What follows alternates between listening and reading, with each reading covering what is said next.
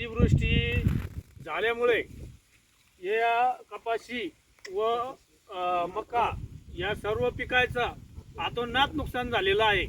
तरी मायबाप शासनाने 50,000 रुपये एकरी आम्हाला अनुदान देण्यात यावं, नसता शेतकऱ्याला आत्महत्येशिवाय दुसरं पर्याय राहिलेलं नाही। तरी मेहरबान सरकारला विनंती आहे का हा हे परिस्थिती बघा आणि याच्यावर काहीतरी विचार करा। परिस्थिती काय?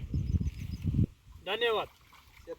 कालच्या पावसाने जे काय हाहाकार माजवला आहे, त्या पावसामुळे इतके अतोनात नुकसान झाले की आज अक्षरशः शेतकऱ्याची दिवाळी तर काय पण काहीच राहिलेलं नाही।